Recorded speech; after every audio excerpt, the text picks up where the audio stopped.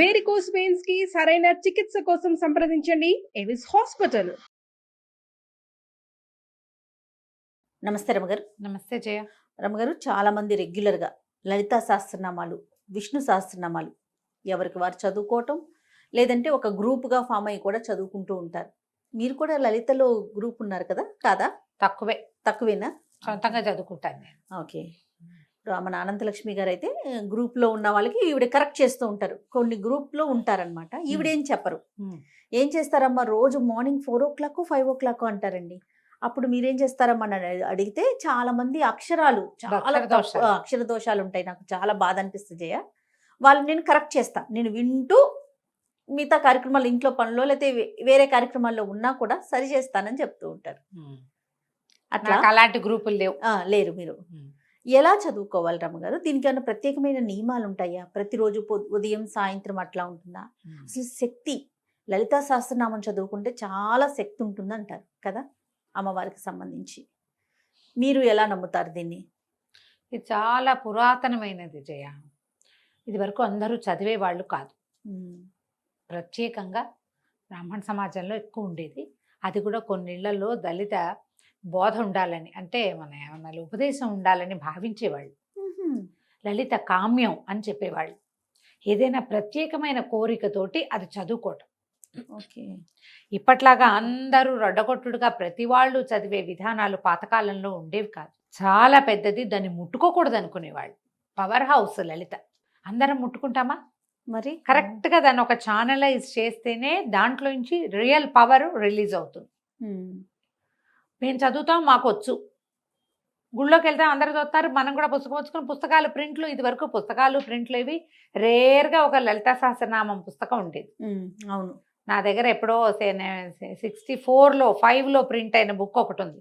ముట్టుకుంటే చింకి జీర్ణం అయిపోతుంటుంది. అది రేర్గా ఒక్క పుస్తకం ఉండేది. ఇప్పుడు ప్రతి ఫంక్షన్కి ప్రతి చోట ఎక్కడ చూసినా పుస్తకాలు ప్రింట్ చేయడం ఇవన్నీ మనకి ఈజీ అయిపోయింది. సో అందరి దగ్గరికి పుస్తకాలు వస్తున్నాయి. అందరూ చదవడానికి ప్రయత్నం చేసేస్తారు. కొంతమంది రోజు చదువుతూ నోటుకొచ్చేస్తుంది. ఎలా ఉన్నా చదివారేస్తారు. నీకు ఎలా ఉంటుందంటే, ట్రాన్స్ఫార్మర్లో కరెంట్ ఉంది, మీ ఇంట్లో వైరింగ్ ఉంది, స్విచ్ వైరు కనెక్టెడ్గా లేవు. నువ్వు స్విచ్ 100 సార్లు వేస్తావు, ఉపయోగం ఏముంది? ఏమవుతుంది? ఎప్పుడు కుదురుతుంది? ట్రాన్స్ఫార్మర్లో కరెంట్ ఉండాలి, మన పబ్లిక్ కరెంట్ ఉండాలి, మన ఇంట్లోకి సరైన వైరింగ్ ఉండాలి, ఆ వైరింగ్కి మనం పెట్టుకున్నటువంటి ఓ బల్బుకి కరెక్ట్గా స్విచ్ ఉండాలి, ఇది 2 కనెక్టెడ్గా ఉండాలి, బల్బు మాడిపోకుండా ఉండాలి.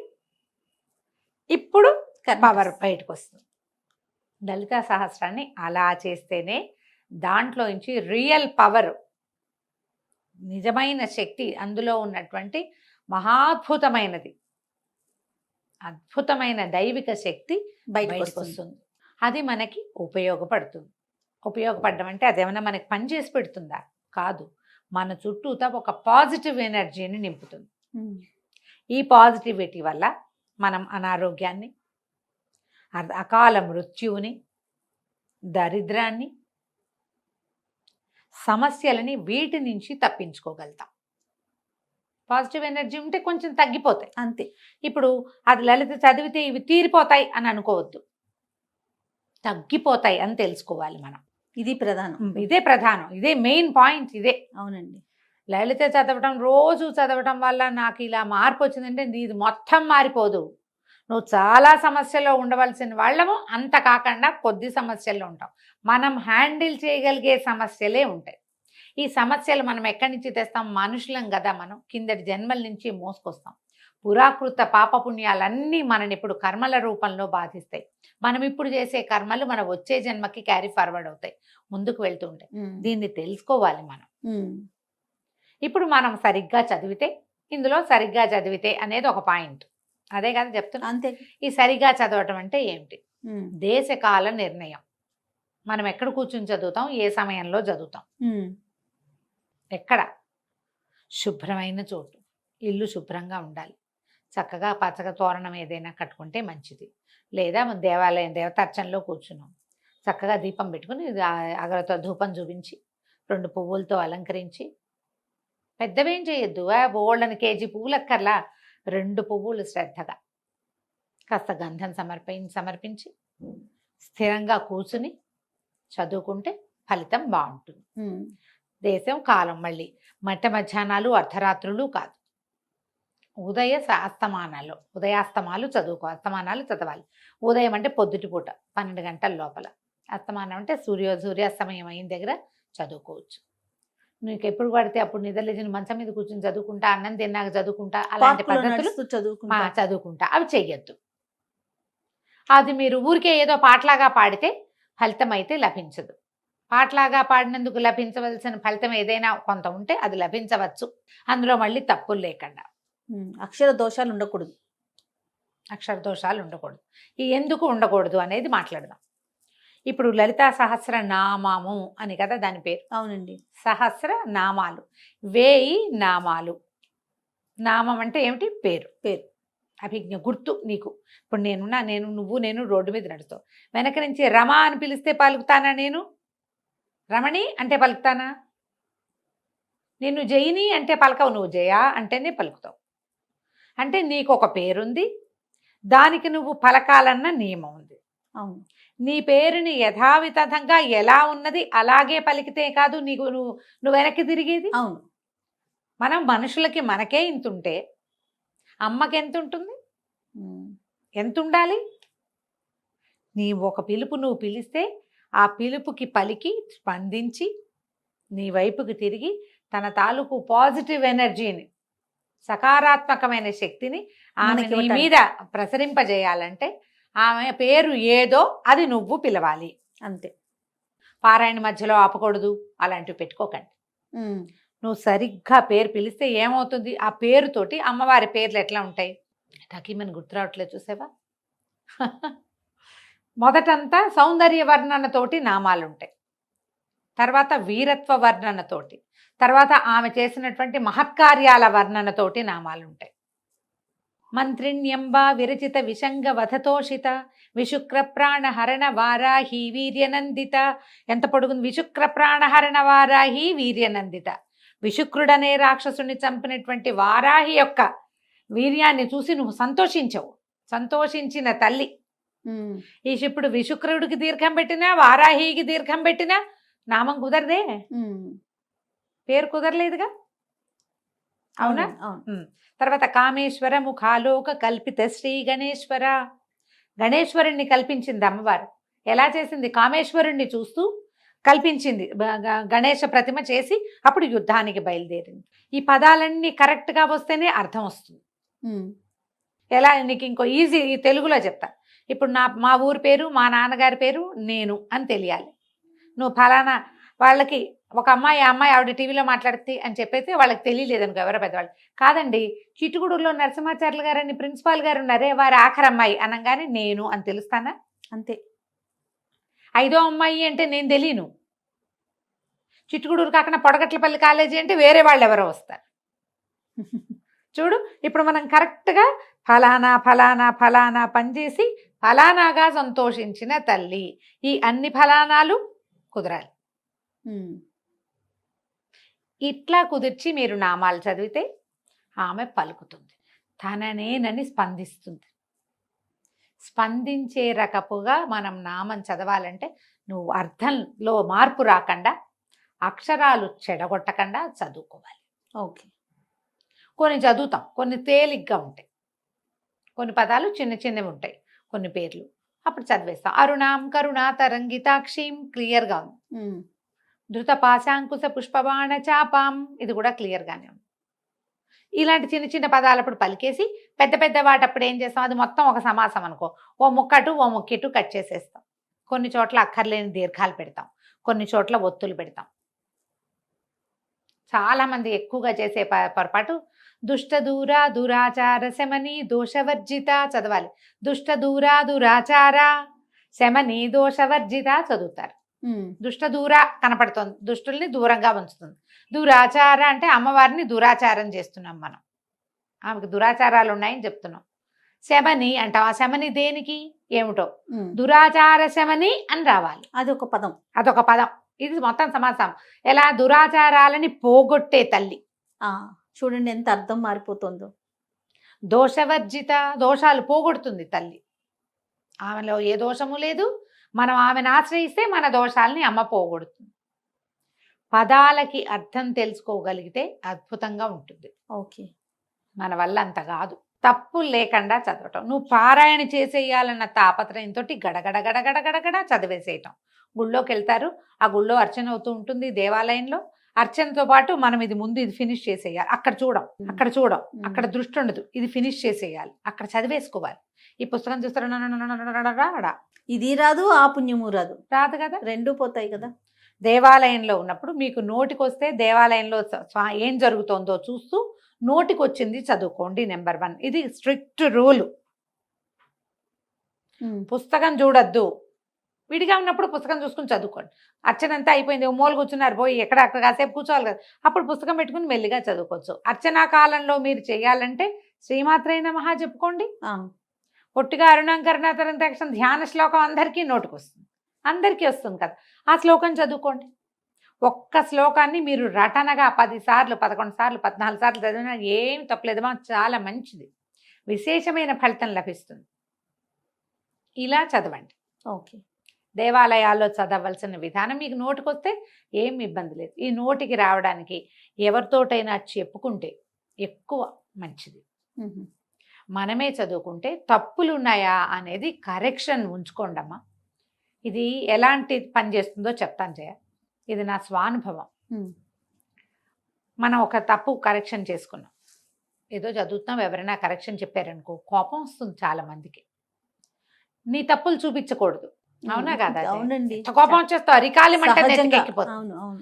మీరు ఎప్పుడు మీ జీవితంలో తప్పులు కూడా దిద్దుకోరు అలాంటి వాళ్ళు. అంతే. నువ్వు ఇక్కడ అక్షర దోషాలు గనక నువ్వు దిద్దుకుని దాన్ని కరెక్ట్ చేసుకున్నావంటే నీ జీవితంలో నువ్వు చేస్తున్న పొరపాటు నీకు కనపడేలాగా చేస్తుంది అమ్మ. కనిపించి ఇది నాది పొరపాటు, ఇది నేను సరి చేసుకోవాలని నీకు అర్థమయ్యేలాగా చేస్తున్నా. నువ్వు ఇక్కడ చేసుకుంటున్నావు కదా కరెక్షన్, ఇదేంటి మహత్తర శక్తి. అవును. ఈ శక్తి విషయంలో నువ్వు చేసే కరెక్షన్ లైఫ్ విషయంలో చేసుకునేలాగా నిన్ను చేస్తుంది. ఓకే. లేదా మీరు ఎవరైనా తప్పెత్తి చూపించగానే మీకు కోపం వచ్చి ఇరిటేట్ అయిపోయి మాకు తెలుసని ఈవిడ ఒకటి వచ్చిందండి ఇలాంటివి అనుకున్నారో వాళ్ళకు వచ్చిన నష్టమేం లేదు, మీకు చాలా నష్టం ఉంటుంది, అది తెలుసుకోవాలి. స్తోత్రాలలో ఎప్పుడైనా ఎవరైనా కరెక్షన్ చెప్తే సంతోషంగా తీసుకోండి. అయ్యో నాకు కరెక్ట్ చేసుకునే అవకాశం లభించిందే ఇంతకాలానికి అని గనక కరెక్ట్ చేసుకున్నారా, మొదట మీరు జీవితంలో తప్పులు చేయకుండా ఉంటారు. లేదా మీ తప్పులకి కరెక్షన్ లభిస్తుంది, మీ తప్పులకి మీరు రిపెంట్ అయ్యి దాన్ని సరి చేసుకోగలుగుతారు. ఈ అవకాశాన్ని మీకు లలితా సహస్రనామం 100% ఇస్తుంది. ఇది ఎంత పాజిటివ్ సైన్, మామూలుగా కాదు. తర్వాత టైం పెట్టుకుని చదవబోకండి. టైం 10 నిమిషాలలో అయిపోవాలి, 14 నిమిషాల్లో అయిపోవాలి. ఇట్లా కష్టమమ్మా, అట్లా చదవకూడదు. చదివితే మీకు తప్పులు వచ్చేస్తాయి, దడదడలాడిపోతారు. ఆడిపోతారు. ధాకి థాకి తేడా ఉంది కదా జయ. అవును. తా థా దా ధా కదా, ఈ థాని ధాని కలిపేస్తాం, అవునా? అక్కడి నుంచి చూడు, లా వేరు లా వేరు, లాలని కలిపేస్తాం, నా అణ రెండింటిని కలిపేస్తాం. మీరు పరిగెత్తారా ఈ పొరపాటు అవుతుంది. ఇంకో పెద్దది చెప్తాను, శశసహాలు సావేరు సావేరు షావేరు. ఇప్పుడంతా శివుడే అంటున్నారు. అవునండి. శివుడు కాదమ్మా, శివుడు. విజిల్ రావాలి. సి అన్నప్పుడు సా గుడిస్తే సి కాదు, మెలికి షా, ఆ షా రావాలి. షా రాదు చాలా మందికి, షా వస్తుంది. మనం ఇక్కడ తెలంగాణ వెళ్తే చేసిండు అంటారు, చేసినా అంటారు, చేసినా అనరు. సాని షా అనేస్తారు. నువ్వు మామూలు భాషలో ఎలాగైనా మాట్లాడుకో, స్తోత్రాల్లో సాని షా చేస్తే ఎట్లా కుదురుతుంది? శివ శివ శివ అంటే రాడమ్మా శివుడు, మీరు అర్థం చేసుకోండి. ఆయన పిలిచినట్టు కాదు, పిలిచినట్టే కాదు. నిన్ను పిలవకపోతే, నీ పేరు పెట్టకపోతే నువ్వే పలకవే, భగవంతుడు ఎట్లా పలుకుతాడు? భావం ముఖ్యం లాంటి పాఠాలు బోల్డ్ వింటానమ్మా నేను, చాలా మంది నాకు చెప్తారు. అలా ఏముందండి, భగవంతుడికి భక్తి చాలా ఇంపార్టెంట్. ఎవరికి భక్తి ఇంపార్టెంటు? చదువు రాని వాడికి, చదువుకోని వాడికి, అక్షర దోషం అర్థం కాని వాడికి, వాడు ఎట్లా పిలిచినా దేవుడిని రారా అని పిలుస్తాడట. వాడెవడో ఒక పల్లెటూరు వాడు వచ్చాడు, అతను కిష్టయ్య ఎక్కడన్నావురా, ఇట్లా చంపుతున్నావు అంటే కృష్ణుడు వచ్చి పాలు ఊచుకొచ్చి పాలు తాగు, పడుకో, నిద్రపో, నేను నిన్ను ఇంటికి తీసుకెళ్తానని తీసుకుపోయాడు. రారా కిట్టయ్య అంటే వచ్చాడు. నేను రారా కిట్టయ్య అంటే పాలేరు వస్తాడు, కృష్ణుడు ఎందుకు వస్తాడమ్మా? నేను చదువుకున్నా కదా, చదువుకున్నాను, కృష్ణుడిని ఇలా పిలవాలని నేను తెలుసుకున్నా. ఇక్కడ ఇంకొక చిన్న ఆ, ఇబ్బంది జరుగుతుంది రమ్మగారు. ఉమ్. పొద్దున్నే ఏదో మాటల మీద దసరా హాలిడేస్ అంటుంది మా పాప ఆ. హనీ. ఆ. ద షా కాదే ద సా సరిగమల్లో సా అని చెప్పా. ఆ. మరి ఇంగ్లీష్ లో రాసేటప్పుడు ఎస్హెచ్ అని రాసాం, మేము ఎస్హెచ్ అని రాస్తున్నాం, ఉమ్. అందుకని నేను షా పలుకుతున్నాను మమ్మీ అని చెప్తోంది. ఉమ్. అది దానికి ఏం దాన్ని చేయలేం. మనం ఎవరిని సరి చేయాలి ఇప్పుడు చెప్పండి? ఇవి లేటెస్ట్ పిల్లలు లలితా ఆ. సహస్రాలు లేటెస్ట్ చిటి పిల్లలకి రావు రావు కదా, అంటే పెద్దవాళ్ళకే ఇప్పుడు వస్తుంది. అదే వచ్చేస్తుంది కదా, అదే వస్తుంది. సా శా షా, ఇంకా వాటికి వేరియేషన్ ఏం Difference తెలుస్తుంది? వాళ్ళకి తెలీదు. difference ఇంగ్లీష్ తెలీదు. వాళ్ళ తెలీదు, ఉమ్. తెలుగు చదివేటప్పుడు మనం మనకి కొంచెం సరి చేసుకోగలిగితే ఏమన్నా కొంచెం చిన్న పెద్దవి మార్చుకుంటారేమో. అవును, మార్చుకుంటారు కాస్త అవును. చెప్పగలిగితే. మీరు ఒక్కటే గమనించండి, తెలియని వాడు ఎలా పిలిచినా అమ్మ పలుకుతుంది. తెలిసిన వాడు తప్పు చేయకూడదు, తప్పు కరెక్ట్ చేసుకోవాలి. తప్పు జరిగినా దాన్ని కరెక్ట్ Correct చేసుకోవాలి, అంతేనండి. తప్పులు మార్చుకోవాలి మనం. ఈ అక్షర దోషాలని ఉండనివ్వబోకండి. లలితలో ఇలా గనక మనం లలితా సహస్రనామం ఒక్క అక్షరం లేకుండా, తప్పు సమయంతో పరిగెత్తగా, అక్షర తప్పులు లేకుండా సమయంతో పరిగెత్తేసి చేసేయకుండా తాపిగా నోటికి నిదానంగా నేర్చుకుని ఒక 6 నెలలైనా పడుతుంది జయ మనకి చక్కగా రావటానికి, తాపీగా వెళ్ళడానికి. దీనికి మళ్ళీ ట్యూన్లు సంగీతము ఏం అక్కర్లేదమ్మా. దానికి అనుష్ఠుప్ ఛందస్సు విష్ణు అంతే సహస్రనామాలాగానే. అంతే. అలాగే అయితే ఏంటంటే మనం మధ్య మధ్యలో ఏమవుతుంది, విష్ణు సహస్రనామాల్లో పెద్ద సమాసాలు తక్కువ ఉంటాయమ్మా. అవును. ఈ లలితా శాస్త్రంలో సమాసాలు పెద్దవి. ఓహో. మొదట 20-30 శ్లోకాలు అయితే అన్ని అమ్మవారి సౌందర్య వర్ణన కదా, అవి చాలా పెద్దవిగా ఉంటాయి. ఉమ్. ఈ ఇంత పెద్ద వాటిని మనం చేసేటప్పుడు ఎక్కడ విరవాలి అనేది మనకి సమస్యగా ఉంటుంది. సో వినాలి మనకి, అంతే కదా రమ్మగారు? వినాలి, తెలుసుకోవాలి, ఎవరితోటైనా చెప్పుకోవాలి. పెద్దవాళ్ళు చదివేది వింటే కూడా మనం అక్షర correction దోషాలను మనం సరి చేసుకోగలుగుతాం. చేసుకోవచ్చు. ఇప్పుడు నా పాటు వాళ్ళు ఎవరైనా కనపడ్డారనుకోండి, ఇప్పుడు అనంతలక్ష్మి గారు ఉన్నారు, వారు చేస్తున్నారు కదా, అవును. అలాంటి ఏదైనా గ్రూప్ లో చేరి తప్పులు లేకుండా చదవండి, తప్పనిసరిగా ఫలితం ఇస్తుంది. తప్పు రాకూడదు, ఇదొక స్ట్రిక్ట్ రూల్గా పెట్టుకుంటే కనుక మీకు అద్భుతమైన ఫలితాన్ని ఇస్తుంది లలితా శాస్త్రం. పొద్దున సాయంకాలాలు చేసుకోవచ్చు. విశేషించి అష్టమి, పౌర్ణమి చాలా అద్భుతమైన రోజులు. అష్టమి నాడు, పౌర్ణమి నాడు అమ్మవారిని కనుక మనం చదువుకుంటే అద్భుతమైన ఫలితం ఇస్తుంది. ఇక పౌర్ణమి నాడైతే చంద్రబింబాన్ని చూస్తూ లలితా సహస్రనామం చదువుకుంటే మానసిక సమస్యలు కూడా తగ్గుతాయి. ఓహో. పిల్లలకి నేర్పించవచ్చు. 2 శ్లోకాలు చొప్పున చెప్పినా తాపీగా వచ్చేస్తుంది. నిదానం, ఎక్కువ శ్లోకాలు కదా, శ్లోకాలు ఎక్కువ ఉన్నాయి కదా. దీనికి పూర్వపీఠిక ఉత్తరపీఠిక చదవము. మనకి విష్ణు సహస్రనామానికి అయితే పూర్వపీఠిక, స్తోత్రము, తర్వాత ఏమో అదే మన నామాలు, తర్వాత మళ్ళీ ఉత్తరపీఠిక చదువుకుంటాం. అవును. అందరికీ తెలిసినవే కదా, 3 భాగాలు ఉంటాయి. ధ్యానం భాగం ఉంటుంది, అలా కనపడుతుంది. మనకి లలితా శాస్త్రంలో సాధారణంగా పూర్వ ఉత్తర పీఠికలు పెద్దగా చదవరు ఎవరు, నామాలే చదువుకుంటాం కదా. అంతేగా, అది నేర్చుకోవచ్చు కదా. ప్రయత్నం చేసి చూడండి. నాకు కూడా క్లాస్ ఒకటి తీసుకుందామని ఉంటుంది జయ, సమయం సరిపోదు. ఇప్పుడు సౌందర్యలహరి పాఠం ఒకటి ఉంటుంది, వారానికి 1-2 క్లాసులు అనుకో. దానికే నేను ఒక టైట్ స్కెడ్యూల్ లాగా ఉంటుంది. జనాలకి కుదరాలి కదా, ఎప్పటికప్పుడు అనుకుంటూనే ఉన్నాను. సుమన్ గారు అయితే అసలు ఒకసారి పెద్ద క్లాస్ లాగా పెట్టండి మీరనే చెప్పాను, చేయాలనే ఉంటుంది. కానీ నాకు అవకాశం లేదు. ఎక్కడ మీకు అవకాశం దొరికితే అక్కడ శంకర మఠాలు అలాంటి చోట చక్కగా చెప్తారు. వాళ్ళందరూ చదువుతూ ఉంటారు. చిన్న కరెక్షన్స్ ఉంటే కరెక్ట్ చేసుకోండి. మంచి ప్రింట్ ఉన్న పుస్తకం కొనుక్కోండి. శంకర మఠంలో దొరికే మంచి పుస్తకాలలో ప్రింట్ చాలా బాగుంటుంది. వాచాదోషాలు లేవట అందులో. నేనైతే ఆ బుక్ చూడలే, నాకు 2-3 పెద్దవాళ్ళు చెప్పారు అక్కడ దొరికే పుస్తకాలు తెప్పించండి బాగుంటాయి అని. ఇలా ప్రయత్నించండి. అప్పుడు ఈ లలితా సహస్రనామంలో ఉన్నటువంటి పరమాద్భుతమైన మహత్తరమైన పాజిటివ్ ఎనర్జీ, దైవికమైన శక్తి మనకి తోడుంటుంది. సొంతం అవ్వదు, తోడుంటే చాలు కదా రమ్మగారు. మన వెనకాల ఉంటుంది, మనతో పాటు ఉంటుంది. నిత్యము చదువుకోవచ్చు మీ ఓపిక అవకాశాన్ని బట్టి. డ్రైవ్ చేస్తూ చదవచ్చా అని ఒకరు అడిగారు. పాపం వాళ్ళకి అవకాశం లేదు, ఏం చేస్తారు? ఏదో చేయండి అమ్మా. మరి పార్క్లో వాకింగ్ చేస్తూ కాకుండా శుభ్రంగా తయారై ఇంట్లో ఏదో పూజ చేసుకుని వెళ్తారు కదా, చదువుకోండి. మరి ఇక తప్పదు కదా. రైట్. నమస్తే. నమస్తే జయ.